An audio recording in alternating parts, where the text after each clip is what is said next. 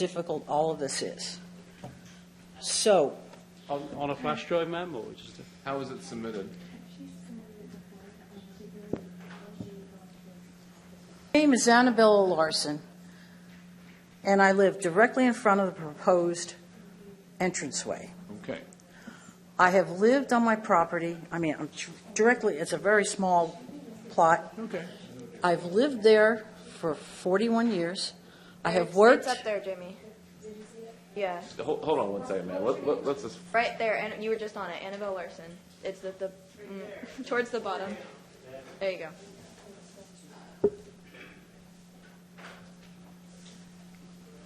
Well, it's an email.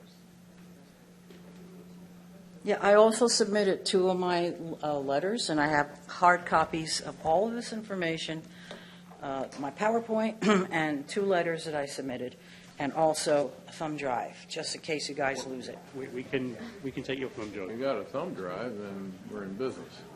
Sure. Thank you. Well, I gave the gentleman a thumb drive earlier to load it up. What gentleman? Was he wearing a Here? blue shirt? Was he wearing a blue Yes, he shirt? was Vincent from your staff. That was not me. I can assure you I wasn't dealing with any IT. Looking at him. Actually, the middle one is the mouse. I don't understand this. This is unbelievable. I think I understand, Mr. Chairman. Mr. Chairman, I think the gentleman's name was Mr. Phillips. He did approach me at the start of Yes, the that's meeting. correct, Mr. and- Phillips, Vince Phillips. He did inform me there was a last-minute PowerPoint presentation, so we're loading it now. So I don't understand how it could be last minute. Well, it was. We're getting it. Okay, thank you very much. I appreciate the council's attention. I appreciate the fine, detailed PowerPoint presentation that was made by, can you hear me? Huh? Okay. And I appreciate my fellow professional Stillwater colleagues for developing an extremely detailed presentation and very comprehensive arguments.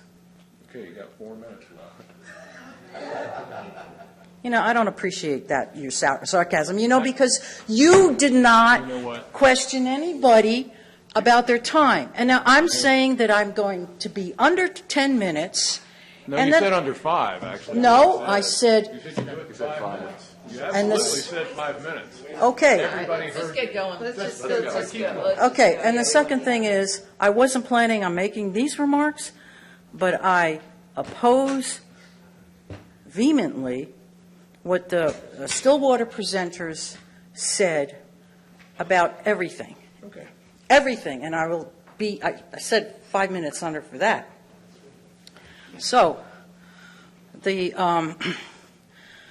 my biggest argument about their claims is, number one, you cannot compare Maryland with Delaware as far as invoking all their codes and policies and programs.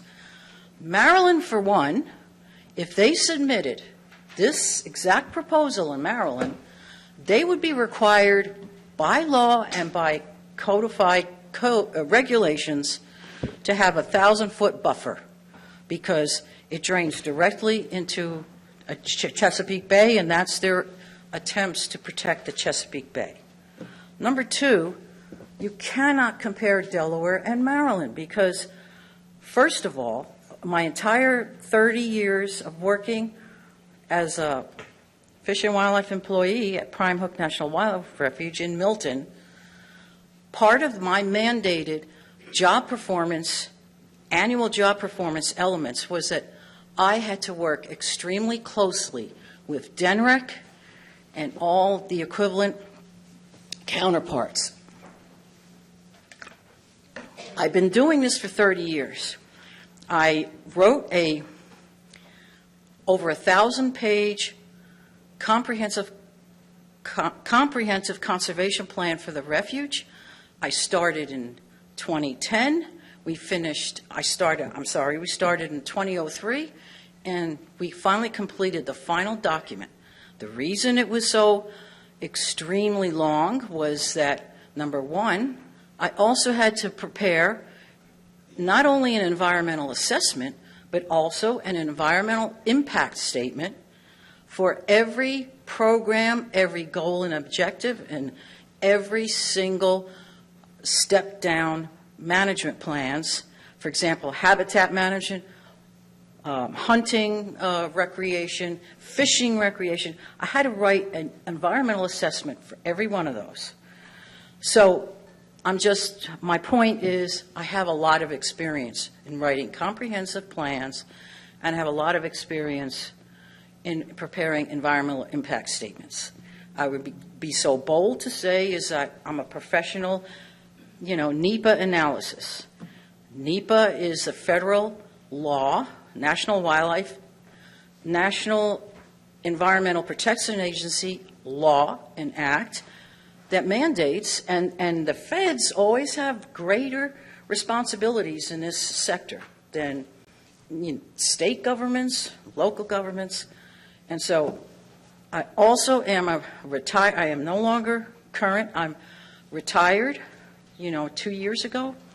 And I really thought that my goals and objectives were going to be, number one, I was going to be a bona fide beach bum. And number two, I would just not have to deal with these issues. But quite frankly, you turned me into a community organizer, which I have never been. You have really, this whole development has been so stressful as a private landowner that you literally pushed me to the end of my pier. And it's like this development is saying, okay, Mrs. Larson, you either sink or swim.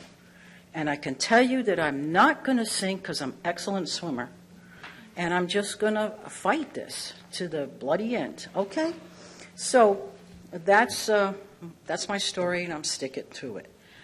The second observation I'd like to make is that every single thing that Stillwater professionals said about this project is completely erroneous. And I will spend less than 2 minutes debunking the rest. First of all, there are federal endangered species that use this ply.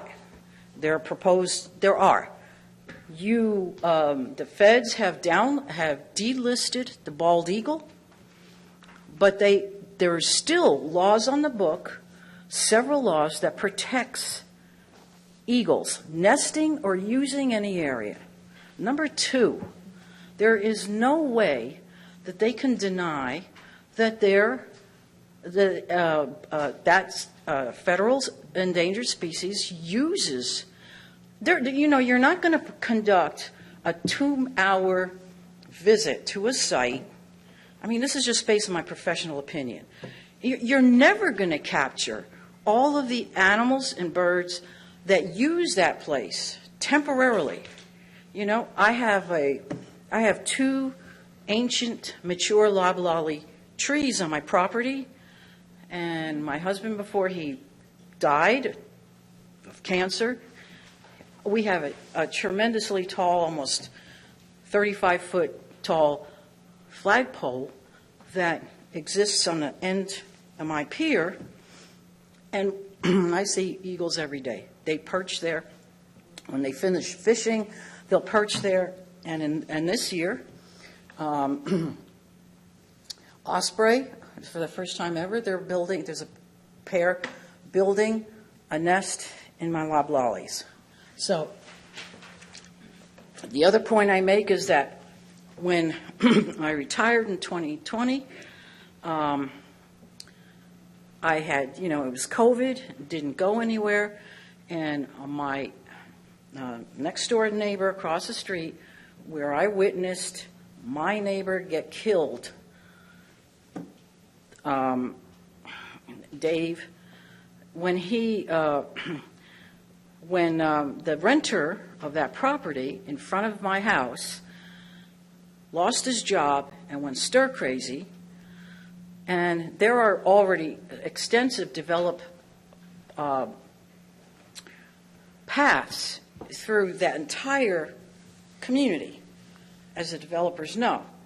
And he spent all of his time and effort to clear those paths, and then I asked him and his landowner if he would grant me permission, and I would visit that site for the last 3 years, birding, recording the species that I observed, both nesting and visiting, and I'm just appalled that they can make the claim, their specialists can make the claim that, number one, there are no state or federal endangered species, and then the fine division there is they don't seem to understand that there are 2 separate lists in Delaware that are operational. DNREC has their own special state endangered species list, okay? And in one of my slides, I will show that there are significant numbers of state endangered species. So, Let's run the slides. okay, so how do I advance it? Just There's a keyboard in front of you, ma'am. If you hit left and right on the keyboard, you should be able to go through. on the keyboard? Oh, okay, very good, thank you. All right, so, I'm not going to dwell on a lot of this, but did I hear good? Is that what Most of it we already know and we've heard this evening. I read what was on your slide. Go ahead. Okay, I would like to qualify that the pictures of every bird and mammal species that you see are not pictures taken from me, but I have downloaded pictures so that I can demonstrate all of the species that are state endangered, or the Delaware Wildlife Action Plan has another list of species of greatest concern, which their goal and objective is to protect those birds first, prevent them from getting endangered, and then there you have it. And they spent, their plan was finalized in 2015, and it's good for 10 years. So these are species that show up on my property. These large pileated woodpeckers use my property, and they nest in those woods. Cooper's hawk, once again, the same thing. And the other objection that I have with developers' environmental assessment, is that, number one, it's highly superficial, because once again, the NEPA law states that you have to, at least, even in a paragraph, you have to consider after your analysis short-term and long-term impacts, and you also have to consider and know what you have present in your plot before you make statements like there are no endangered species. I mean, that's quite remarkable. So this is a little Carolina wren, very small bird, but very big mouth. And it nests, I know for a fact that they nest in that property. They nest on my property, too. And for some reason, maybe somebody in DelDoc can explain to me, this is the DUI, one killed here sign that was put on the road 3 years ago, or I'm sorry, it was put on the road after Dave was killed. And I don't understand why they didn't put it in front of my house, because that's where I witnessed the fatality. And then instead it's like, I don't know, 100 yards, away from where it actually occurred. Thanks. Let's move on. That's nice information, but not particularly relevant to the. It's very relevant. I beg to differ. Okay, all right. You've got 5 minutes to get this finished. I mean, I have the ability to limit testimony, especially if it's repetitive. We have already heard about endangered species, so you got 5 minutes. Okay, these are every every statement and every quote here are from your plan, your comprehensive plan, or bona fide recognized EPA.gov government that's available to the public about all the problems of water quality in Delaware. Now, Denrick sort of keeps this information as a best kept secret because it embarrasses them, quite frankly. So let's just consider the EPA data from the homepage, and anybody could go there, type in your address, and get this information. Here's the state's water quality report card. Delaware's rivers and streams, which account for 1,410 acres, 99% failed. And when you look on the map, their mapping criteria is good, green, yellow, poor, and red, failed. So you look on the map, and the entire upper reaches of the Indian River from my house to Millsboro looks red. Lakes, ponds, and reservoirs, 2,846 acres, 97% fail. Inland bays and estuaries, which account for 902 square miles, only 30 square miles tested, 100% failure. 2.6 miles of oceanfront beaches, 100% failure. And these are federal water quality standards. Indian River Bay, fish, aquatic, and life waters, 98% failed. Indian River Bay shellfish water, 100% failed. And by the way, you know crabs are shellfish. So I tell everybody not to eat the crabs from Indian River because they're not safe for public safety and also for public health. Okay. Waters of ecological significance, Stay on topic. 90% failed. So, the documented key stressors of wetlands in Delaware are A, altered hydrology from ditching. This state has the most miles of tax ditches in the Union, 2,000 miles plus. Wildlife, plant, and animal habitat destruction, that's the second, and the third are lack of appropriate buffers. The other key thing, because the state has always got to make these reports every 2 years or they lose their federal funding, and they don't want to do that. So, you know, there's a wetland loss report card that you can collect any of this information. I am not making this up. This is directly from the DNREC website. Remaining wetlands. So in the last 20 years, over 20% of the state's wetland acres, or 57,517, were destroyed, lost and permanently, irreversibly destroyed. The remaining wetland coverage acreage is approximately 295,000 acres, 75% of which are rated as highly stressed habitat conditions. You have a minute left. You know, I quite frankly, and please record this, you know, it's just unfair. No, it's not.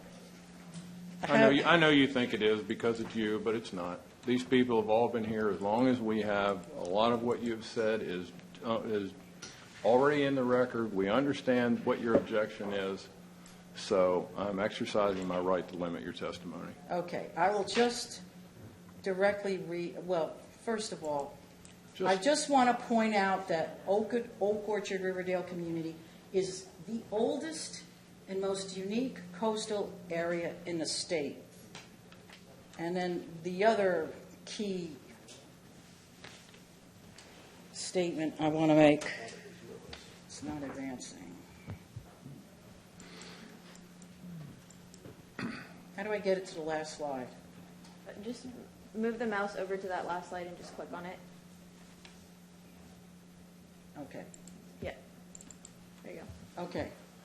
So my major heartburn with this entire situation is the compliance of the quality of life law which is codified in Delaware regs, what we now will vigorously pursue is that, A, the overdevelopment of Sussex County needs to cease.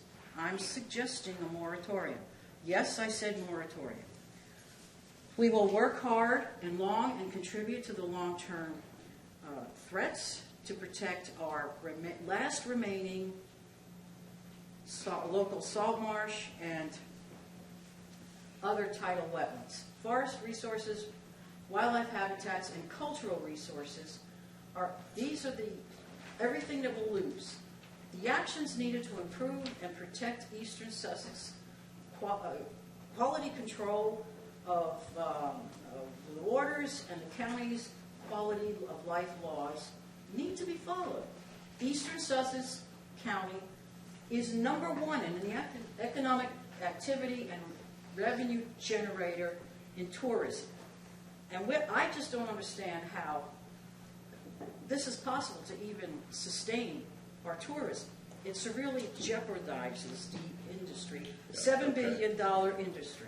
Okay, And time's up. finally, our local citizens and community members, we're committed to fight and protect the diminishing natural and cultural resources.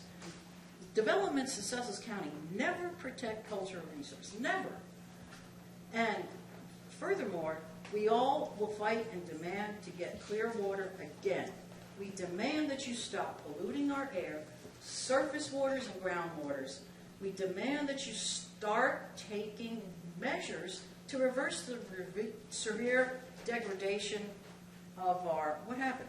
You're done. That's what happened. I've been You telling you. can't wait until I read two more Ma'am, I slides? gave you a time limit. You've been up here for over. Okay, just I about understand 25 that the minutes. severe, We're done. I understand that I need Do to you say one need more. help back to your seat, ma'am? Because that gentleman behind you will help you. I am a prior refuge law enforcement person. Excellent. And, so don't threaten me. I'm not threatening you. Yes, you are. You most certainly I'm are. asking you to sit down because you've had your time. You've had your time, ma'am. Okay. Yeah, we got to keep it. Who else is next? Wait, we were on this side. Yes, they're all the way in the back. Yeah, come on up.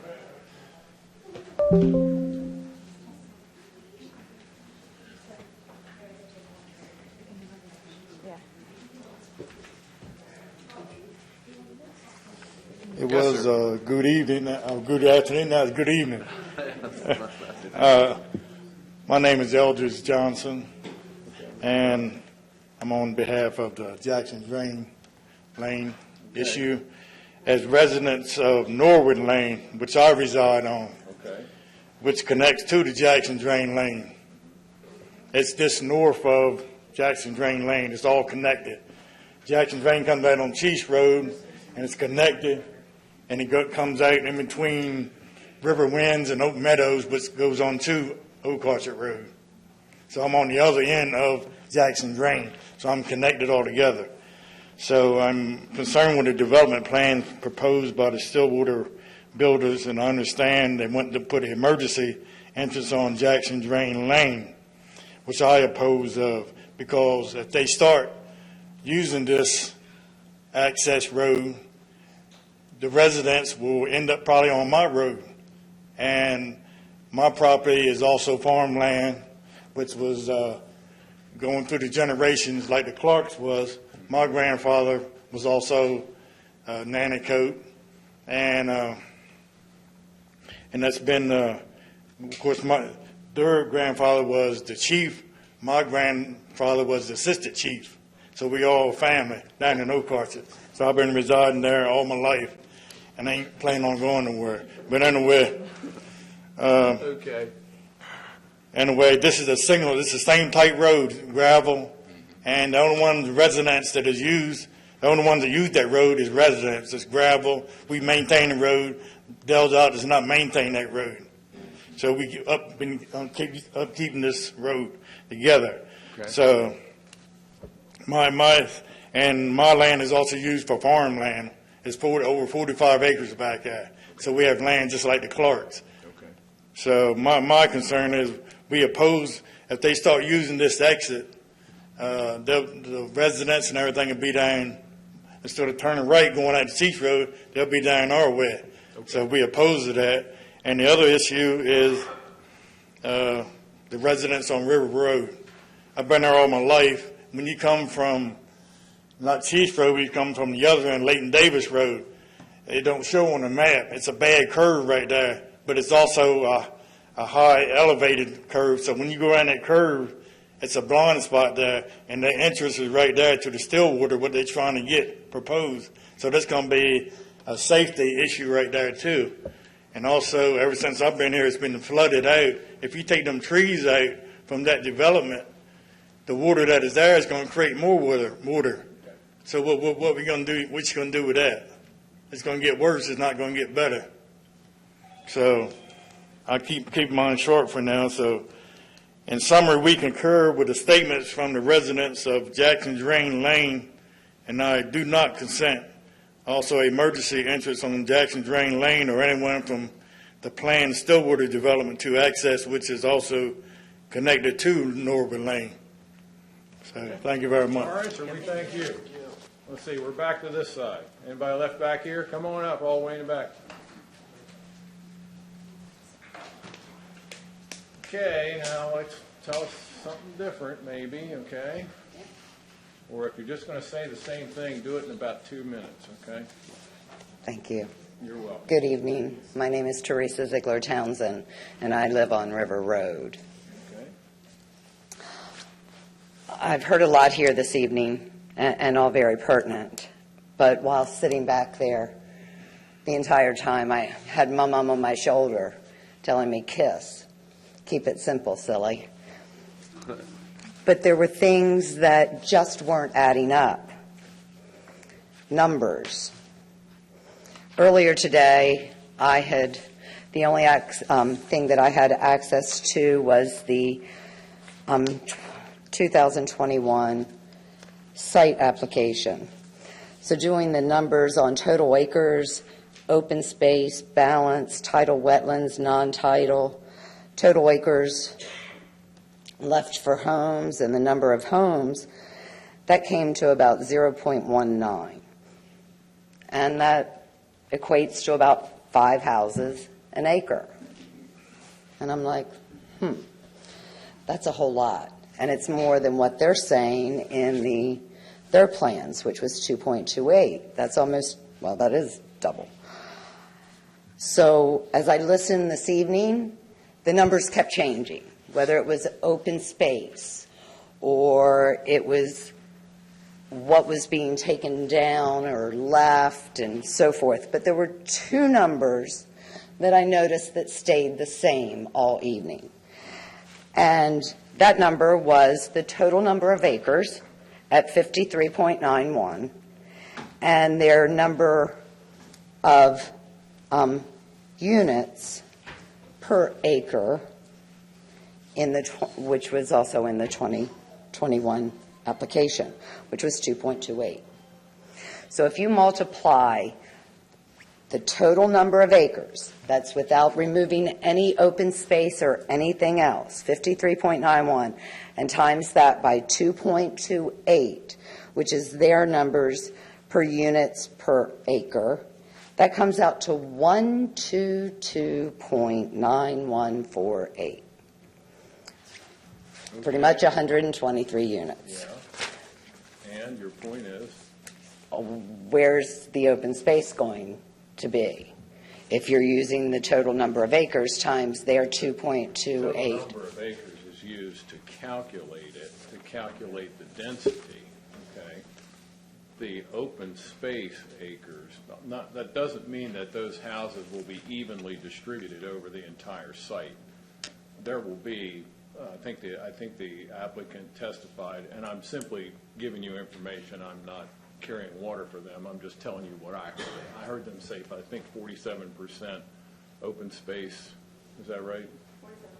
47.2. Yeah, okay, open space, which means that all those houses are going to be on 52.2% or whatever it is, whatever is not open space. That's where the houses will be. So they're not evenly distributed all throughout the whole site.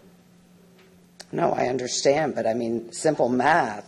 I mean, Well, I just gave you the simple. Well, the other thing is too, there's a deduction for, The gross acreage of the site has to be reduced first for the presence of wetlands. Oh, You yeah. divide by the Oh, number yeah. of well, I units. understand that, but okay, riddle me this, is the total number of acres of the proposed site 53.91 acres? The site area Of is the- 53.7 acres, plus there's additional acreage underneath. So it actually says in the data column, this is on the data column on the title sheet on the first page, it says total area 57.107 acres. And that's with the additional acres that they've just acquired? Correct. And that's the gross acreage for the purposes of the way it's calculated in code. So Okay. it's a 57 But unit number, so yeah. Okay. You can't change the math and you can't change the numbers. trust me, I mean, the staff is going to go over that with a fine-tooth comb, and Yeah. whatever the acreage is and whatever the calculations are, they will not take the developer's word for that. They're going to do their own independent takeoffs to make sure that it's correct. Yes, sir. The other point that I had to make was with regards to the traffic, the number that was given was 1,058 trips per day, at which, if you divide that into 24 hours, comes to 44 cars per hour. And that is 1 car for every 1.36 minutes. I believe the lady that was speaking earlier had mentioned something about 4 minutes. Just taking the numbers and keeping it simple, silly. And I'm talking about, thank you for the opportunity. Okay, thank you. All right, back to this side. Anybody here, yes, or no?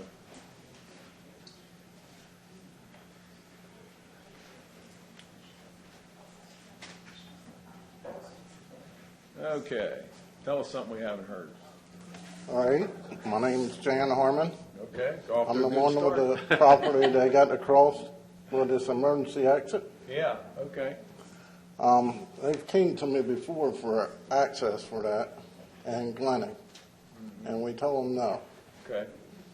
So I don't understand how they can cross my property for this emergency road that is proposed on my side to get ambulances or whatever out of it.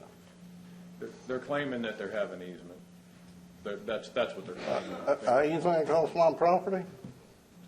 I suspect, depending on what the commission wants to do, we're going to investigate that a little We're more. going to investigate that, but that apparently is what's being suggested, that an easement was granted years ago that travels with the land that they've purchased, and that's what they're saying. That's all I can tell you.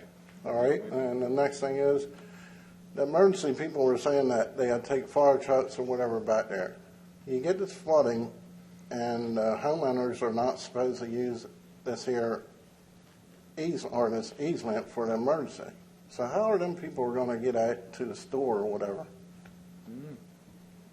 Let's go out the front, I guess. Yeah, but the roads are closed. Well, I guess we're going to stay home. I don't know. All I right. think what they're saying is that if the HOA has access to that Well, they're emergency saying access. they're saying the HOA can open the gate, so I guess the Only for- answer would be that they could open the gate in an emergent. It would be an emergency if the road was flooded. That would be an emergency. So I imagine they're just going to open the back gate and people have to come in and out of there. But that was saying by the fire company that the people would come in and out of that. But by planning and zoning, it says ambulances and fire trucks. Well, I imagine it'll be a little bit of everything if it actually happens, but they're a ways away from that. Yeah, We don't know about the easement yet. We got to find that out. Yeah, well, I got the easement right here. So, All right? okay. Thank you. You want to submit it for the record? Yes. Yeah. All right, you turn it in. They'll be happy to take it.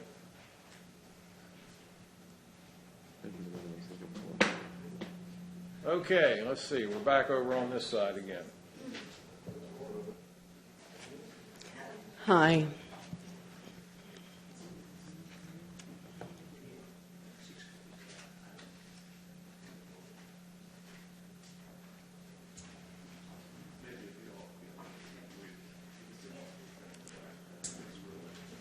You can go ahead, ma'am. We're good. My name is Patty Deptula. I live in Georgetown, Delaware. I'm not going to expound on my main concern is the disappearance of woodlands in Sussex County and the disappearance of other species besides ourselves, which I do believe the site has many. If I put my glasses on, I'll be able to see. Okay, I think, most of the species that are out there, if they're not already threatened, they're going to be, because we're losing homeland for them. The habitat's disappearing, like I said, throughout, but specifically in this area, if you look around how much development has occurred, it's just insane. It's absolutely insane. Route 24, I'm sure you guys have been on it, right? Yeah, way too long, right? We live here. Okay, and I wanted to touch on wetlands, but they've been beaten pretty good, so, we know how important they are. They do, it will impact greatly their flooding issues. There's no doubt about it. And also, talking about trees, nobody brought up about the fact of how much oxygen trees and vegetation that we need to live. People minimize that, and they look at me and they laugh, but that's simple biology. Plus, they take up our carbon dioxide. I think that's crucial. It's a crucial part of a healthy ecosystem. We don't want to get to the point where we have to have air districts like we do sewer districts or water districts, do we? It's not as funny as it used to be. Anyway. A thing or two about sewer districts. Yeah, she can. I think she does. She always said, hey, what's going on? What's this about? Because sewer does nothing but promote development. We all know that. Oh, yeah. Like it or not, right? And you've had a lot of people sitting in here that don't like it. This is their homes, this is where they live. They have to look at this every day. When sewer was put in there, I know they were told that they're going to serve the area. It wasn't done to provide for this type of growth. Yeah, it was to take the septic systems offline. Right, and, I think And they've done that. in fairness to the people who were making those decisions 40 years ago, it was about septic systems. I don't know that it was primarily done to facilitate development, but that's certainly what ended up happening. I don't think the people who were promoting it, as someone else said, sometimes things are done with one intent and they end up serving another intent that they never envisioned, and that there may have been. Oh, I envisioned it. Believe me. Who knows? So, anyway. Actually, let me just jump right to, I think this property would be an exceptional acquisition by the Sussex County Land Trust to be left as a natural, undisturbed wildlife area. Councilman Hudson actually expressed that same viewpoint at one of the meetings that this group had that I attended. And Councilman Vincent was just recently quoted in the Gazette as saying, protecting Sussex County's natural, unspoiled landscapes is critically important, not just to ensure that we preserve open space for future generations, but also to safeguard the very essence of who and what we are as a community. It's our quality of life and beautiful scenery that help make this area special, and the county is proud to do its part. I would ask that every one of you do your part to help conserve the county's natural lands, including what we have here, this beautiful tract. Listen to the people that are objecting to this proposal, deny the subdivision, and furthermore recommend that this property be included on the Sussex County Land Trust acquisition list. I'll leave you with a parting quote from a biologist that I find pretty profound, David Attenborough. How could I look at my grandchildren in the eye and say I knew about this and I did nothing? Thank you. All right, well, thank you. Okay, who's next? Okay, yes, ma'am. Come on over here. Tell us. And the Sussex County Land Trust is a nonprofit. You can all make donations to it. Go. There you Hello. Thank you for the opportunity to speak, and thank you for all the work that you do for the county. I would like to ask that you do use the County Code 99-9C to deny. Oh, I am so sorry. Jumped right in there, didn't I?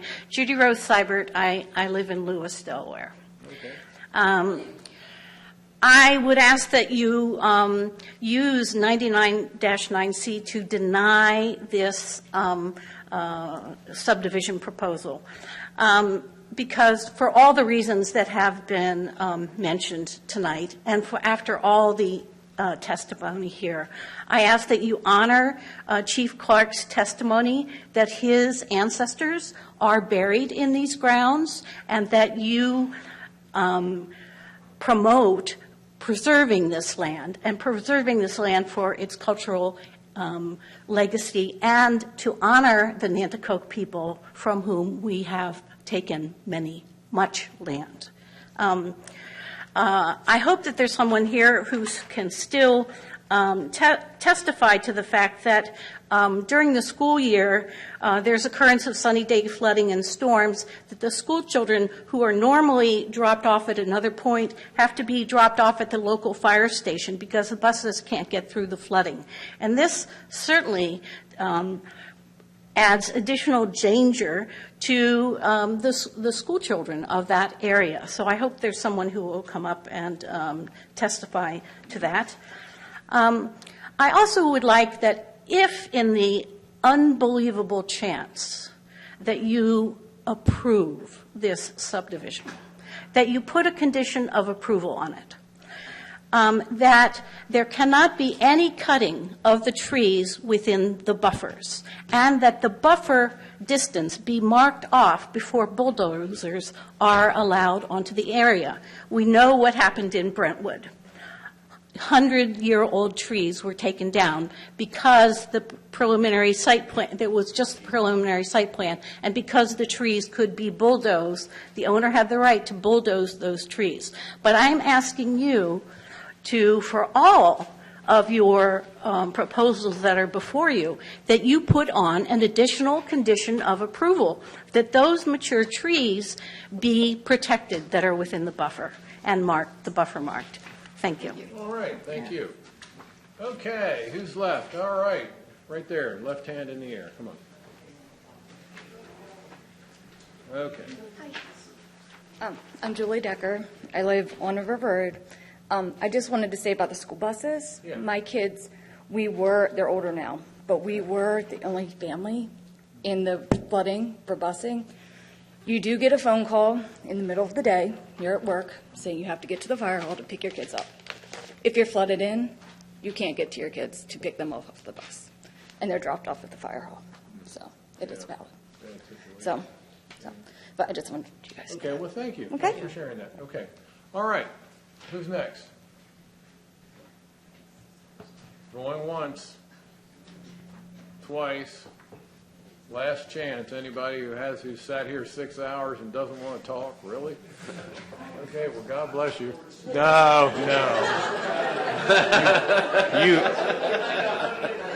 You've said quite enough. You've said quite enough.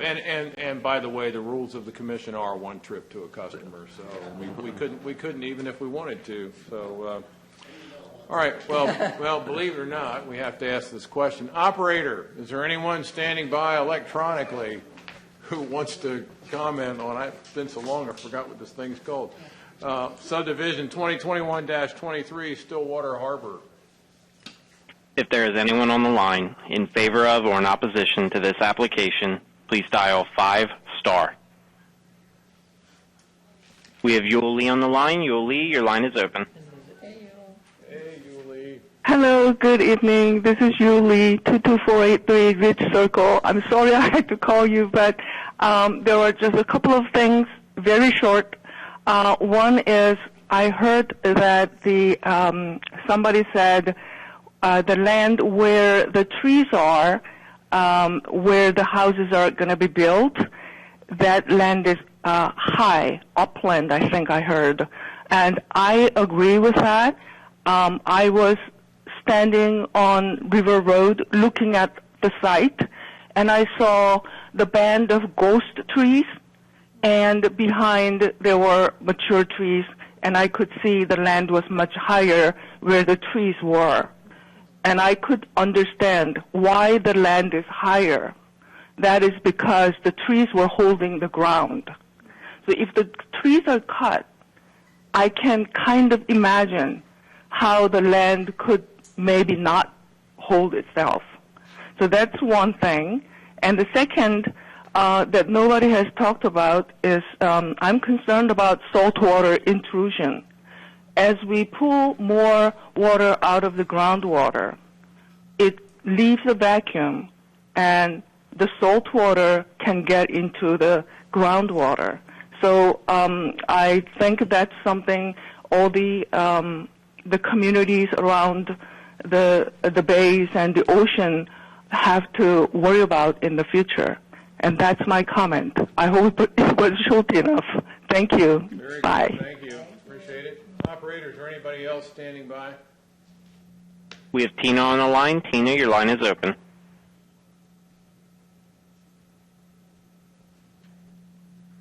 For hours. I was there earlier today. I sat for 4 hours and listened to Stillwater and all of their experts talk, okay? And I understand. I'm sorry, I'm a little worked up. I had to leave because I had to come home and feed my kids. I see eagles all the time. I'm not trying to reiterate what everyone else says, but I think it's important that you understand that there are eagles here. I've been working like from 7 a.m., and I know you probably have too, and you're tired and you're frustrated just like I am. But there's no reason for you to allow one entity to dominate this entire conversation, which they did for 3 hours. And now when people come up that are on the other side, you're getting upset with them and giving them time limits. That's not okay. Anyway, I can also testify to the fact that the buses can't get through. I have 5 children, and I get calls at 5:30 in the morning telling me that I have to drop my kids off at the fire station. You're going to have a whole other community in here, and they're going to have kids, and they're going to have to do the same thing, and the only way they're going to get through is the emergency access. So an emergency is a flood where they have to drive through the salt water. That's not okay. I realize everybody's tired, but, you know, we pay taxes, and we pay for you to be there to help us. And it seems like you're on the other side, because when we're talking, you're cutting us off and telling us we have a time limit, but you gave them 4 hours. I was there. Ma'am, would you let me respond to your comment? Yes, please do. Yeah, the presentation by the applicant lasted about an hour and a half, I think, and then I think we had about a half hour of questions. The opposition testimony has been going on for about 3 hours, 3.5 hours. So the idea that the opposition has not been given equal time just isn't appropriate.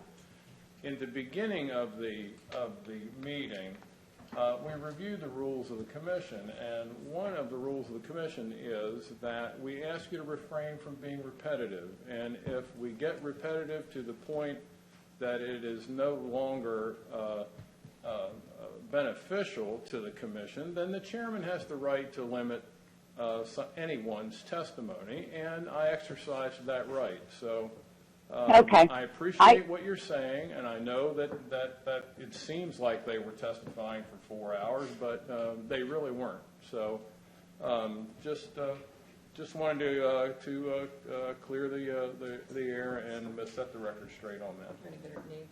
Would you give us Okay, a and name I understand what you're saying, and I appreciate that. However, I was there, and it was longer than an hour and a half, but that's beside the point. I don't want to argue. It's ridiculous. What you should understand is that all these people that are there right now are there because they're fighting for their community. We all care about this area very much, and to put another development in here is ridiculous. This isn't our first rodeo. Can I take this, Mr. Chairman? Go ahead. This isn't our first rodeo, ma'am. And the notion that you're paying us to be here, this is basically a volunteer appointment where we get a small amount of money to cover our expenses. So, and we're passionate about Sussex County too. And we listen to every word that's said and take it under consideration. So criticizing our chairman for doing his job, it's uncalled for and it's not pertinent to tonight's hearing. Unacceptable. Well, if I'm out of line, I apologize. I just heard the way that he was speaking to the woman that was before Teresa, and I was appalled. I mean, she was trying to show you things, and he just kept cutting her off, and he didn't do that to the lawyer. Can we have your last name, please, for the record? Yes, my name is Tina Roney, and I live in Riverdale. Romy? Are you saying Yes, Romy? Roney. Roney. Yeah. All right, Ms. Roney. Thank you you. very much. We appreciate your comments. Thank you. Okay. All right, operator, is there anyone else standing by who would like to speak? We have Jessica on the line. Jessica, your line is open. Good evening. My name is Jessica Eckbold. I live in Georgetown, Delaware. I am a lifelong resident of Delaware and can trace my roots back to the incorporation of the Nanticoke tribe as well. The reason why I'm calling tonight is because obviously with the amount of money that's been invested in this property, these homes are going to come in at a price rate that is going to price out anyone who is currently living in that area and is being geared towards out-of-staters, which is tremendously negative for Sussex County. As someone who has lived here all their life, the explosion in development has been detrimental to the whole county and continues to be. My main point of this is once all of these expensive homes that Sussex Countyans can't afford are sold to out-of-staters, where are all of these children who are going to be living in 123 homes going to go to school when the schools are already at their limit? This also puts an added stress on our healthcare system, which, as you know, is already stressed. So where are all the people living in 123 homes going to go to the doctor? How long is it going to take for us to get through the emergency room if something were to happen to us? And I just want that to go on record that I believe that it's detrimental to our community. All right, thank you. Thank you.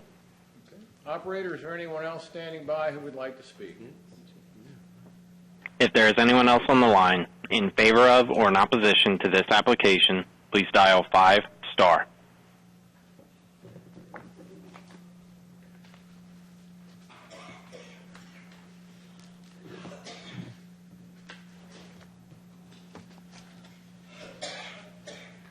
We have Susan on the line. Susan, your line is open.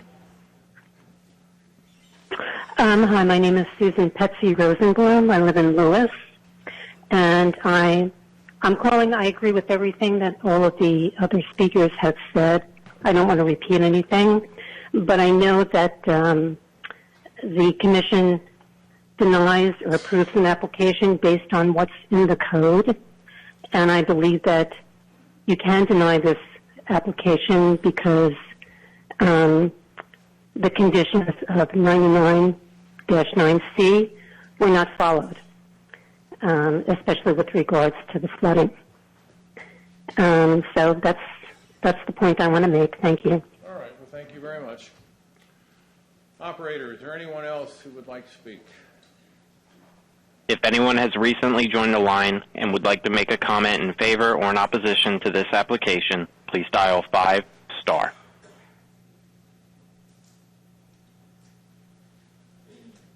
We have Dana on the line. Dana, your line is open. Good evening. My name is Dana Norwood. I have a series of questions for the applicant. Okay, well, ma'am, this is not a forum where you get to question the applicant. You can ask questions of us, and if we choose to, we will direct the question to the applicant. But if you'd like to tell us what's on your mind, we'd be happy to hear it. Sure. We heard tonight a series about the stormwater drainage, and they spoke on that it could potentially be better than it is now. So one question would be, how would stormwater actually be improved, considering how much stormwater runoff is created from the parcels now versus how much would be generated once the development is in place? Should I just keep going, or do you want me to pause? Give them all to us.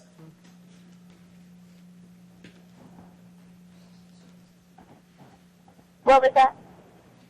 Please continue. Please continue. Oh, okay.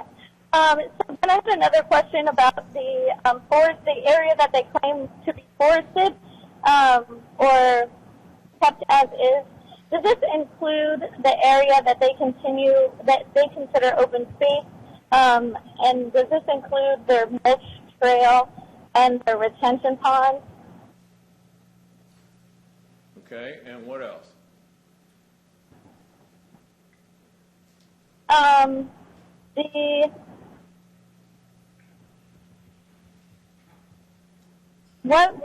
The environmental assessments that the environmental scientists spoke of, I wonder what methods were used to determine the species potentially found on the property. As a local resident, we see bald eagles more than once a week, and I'm not even out there that long, so I would just want to know when and how long were the site visits, and how thorough were they in terms of viewing the entire property. Okay, is there anything else? Yeah, the current impact on the forest and the water quality currently versus what they predict it will be once the development is in place. Okay. How this will not negatively impact local residents' quality of life. Ma'am, I hate to say it, but your connection is really bad, and it's hard to follow what the questions are. Mr. Erickson, are you comprehending any of this? I could not recap that last one. Okay, well, ma'am, is there anything else? Yeah, well, primarily how this development will not negatively impact the local residents' quality of life, how it will not impede their public safety, and how it will not lower their property value. Okay, I think they've testified to at least some of those things, but the first couple questions you asked, we'll try to get an answer for you. Okay, anything else? Yeah, I would also like to know about the nutrient runoff. How much nutrient, they were talking about how agricultural generates a lot of nutrients per acre, but what about runoff, nutrient runoff per household, especially these households that are currently in forested areas? Okay. Not sure. Ma'am, it sounds like you're testifying in the form of questions. You know, a lot of this information is either in the record or it's not. And if it's not, and the commission determines that there's not sufficient information in the record, that's the determination the commission will make. But it sounds as though you're testifying with a question mark in the end of each statement. So we'll get answers to the ones that we could hear, because frankly the connection wasn't that great on your end. And we'll see what we can find out from the applicant on those. So, Mr. Erickson, if you want to come forward. If you would come forward. Sure. One of the questions had to do with how you calculated the acreage of the forested areas and the open space. So the forested area, just to be clear, the post-development included the forest or the wooded areas that would be retained, meaning we established a limit of disturbance for the project, and everything that's forested outside of that limited disturbance is considered the forested area in the proposed. As far as open space, so like, because you asked a question, so like if there's trails that run through that, right? So the mulch trails, the intention on the mulch trails, or I think we changed to actually wood chips, but is to meander that trail to avoid tree loss when you do it. It's not intended to cut a path exactly where it is. They go out and they stake it out in efforts to retain all the trees and minimize clearing when you do it. And then she asked also with the open space calculations, that we have a definition of open space and what's calculated in that and what's not. Does your plan, I mean, this is going to be verified by staff, but is it your testimony that that conforms to the definition of open space? Yes. Okay. There was one other question about the environmental assessment. Okay, you can I just wanted to state that the standards for the environmental assessment are what's provided in the code under 115-194.3, not NEPA. That's what we're looking at. That's why it's simplified. That's the standard. Thank you. We're aware. Thank you. Okay. All right. Operators, anyone else standing by who would like to speak? No one else on the line has indicated they would like to speak. Okay. All right. Commissioners, do you have any questions? No, thank you. Okay. All right, ladies and gentlemen, before we close the public hearing, let me tell you that we, the Commission, appreciate your extreme patience this evening. Under the circumstances, you were reasonably well behaved, which we really appreciate. We have more business to transact this evening, believe it or not, before we can go home. So when we close the public hearing, you're all probably going to want to get up and leave. You're welcome to stay to see if we make a decision this evening, if you like. We're going to go back to the very first public hearing we had, and we're going to work our way through, okay, till we get back to this one. The last public hearing was subdivision 2021-23, Stillwater Harbor. So I've got a motion. No, I'm kidding. That's terrible. It's a long thing. I have a question on this one. One of the people testified today that they had trouble getting on, opening the packet, getting the information, sending information in.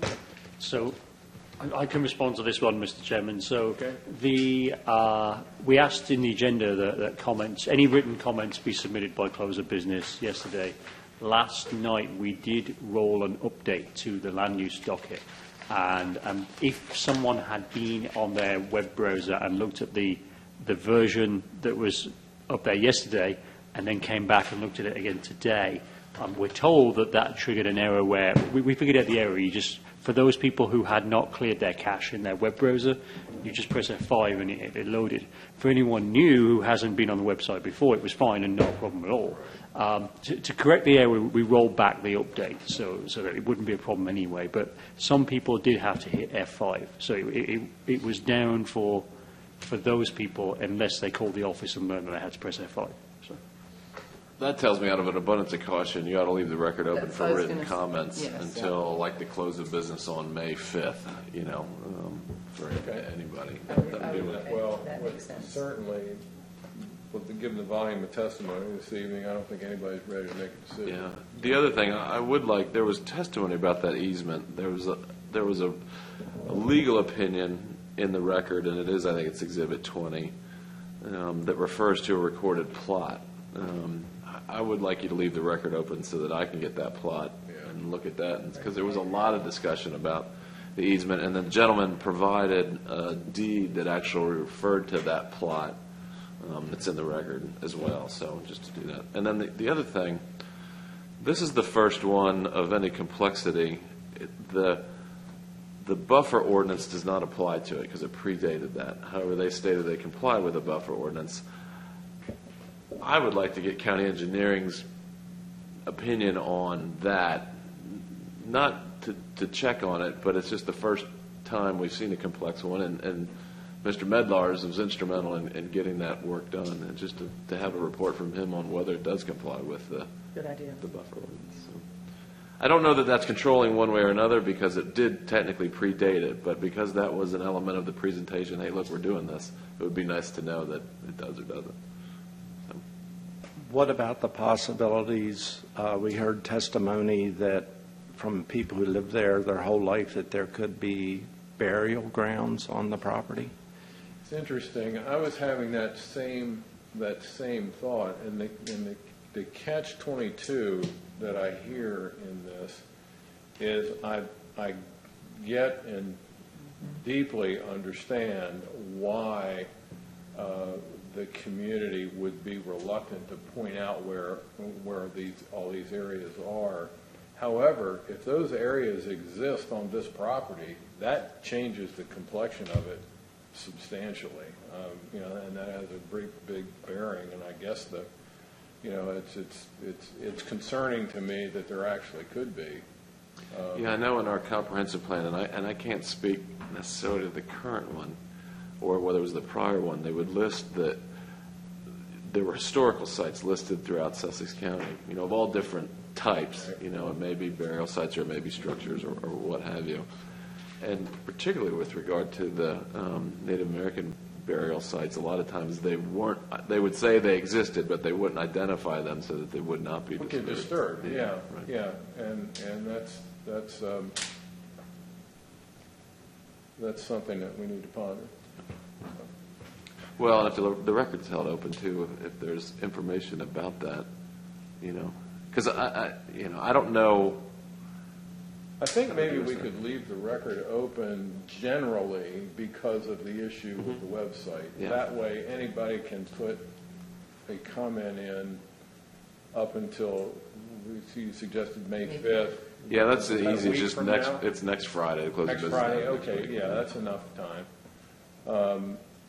And that way, if there's some information becomes available, then they have an opportunity to put it in. Is there any other information that you all, No, I mean, I think this whole Sewer and business, water, the whole business. Yeah, sewer and water, that's a good. I would like to know if they do not have access for that emergency.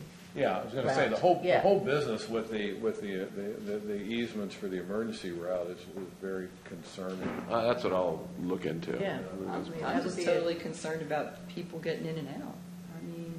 Well, yeah. I'm concerned about the people who live there now getting in and out, but, put another, this is one of the, I just don't want it to be one of those cases where somebody looks at us and goes, who let that happen? Well, I'm equally concerned about the main entrance, there being enough property to widen the road as per Denrec's wishes. If there's only Denrex or Del Dot's? Del Dot, I'm sorry. 42 to 46 feet there, it could be challenging, because I think it's a pretty good bet that no one's going to they're not. park. No, they're not going to move. And that's their right. That's their right. You cannot fault them for that. That's right. If they don't want You can't fault somebody for owning a piece of property when you develop it either. I mean, I got get that. I'm I not, think we all get that, and that's the thing.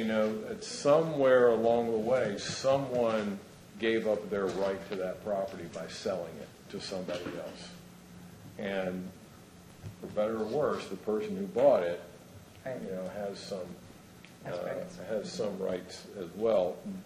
But there are a lot of circumstances surrounding this whole thing that we really need to think carefully about. So,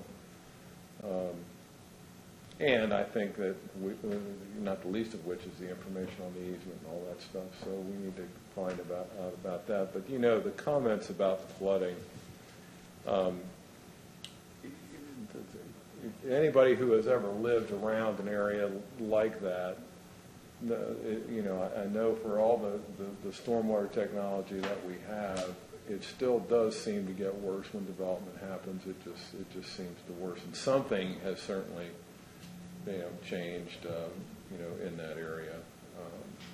And the folks who have lived there for years and years and years are kind of the experts on what's happening. I remember 1985 walking in water up to my knees to get to my car. So so that bears some thinking about as well. So,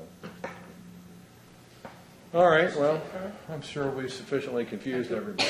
I mean, if it's those three things, it would be a motion to defer and hold the record open for county engineering's review of the resource buffer.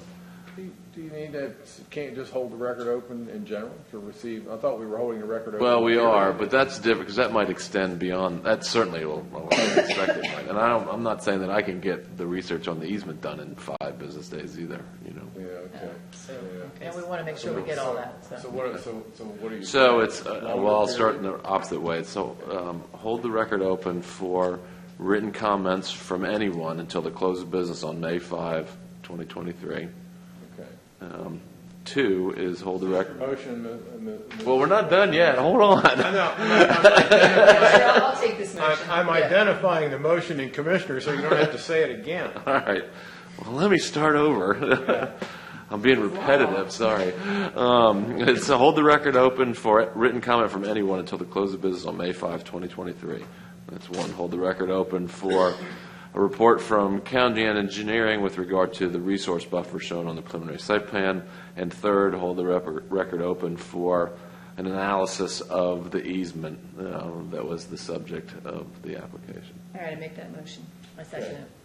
All right, it's been moved and seconded to defer action on subdivision 2021-23 Stillwater Harbor, leaving the record open in accordance with the schedule presented in the motion. All those in favor, say aye. Aye. Opposed?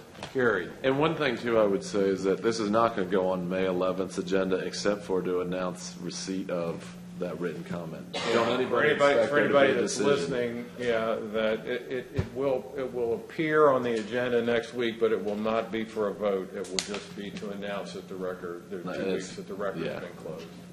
So and what's been received, so everybody's and what's been received, and those of you who have an interest in it can check with the office. You can come see the file. You can look online to see whatever gets put in, and then just be watching for future agendas for when it's on the agenda for action. So, anything else to this evening for the good of the order, Mr. Whitehouse? That's it. Thank you. Commissioners? I would like to say thank you for the job that you do very well. Well, I appreciate that, and if anybody is still listening, I apologize if I offended anyone. I'm sure I did. I usually do. I don't mean to, but it sort of goes with the territory, and somebody has is to take what control. is. I could probably be a little nicer, but what I've learned over the years is people don't hear me when I'm nicer. They hear me when I'm mean and ugly. So sometimes I have to be that way. That's why you make the big ones. That's it. I like that comment. Yeah, Well,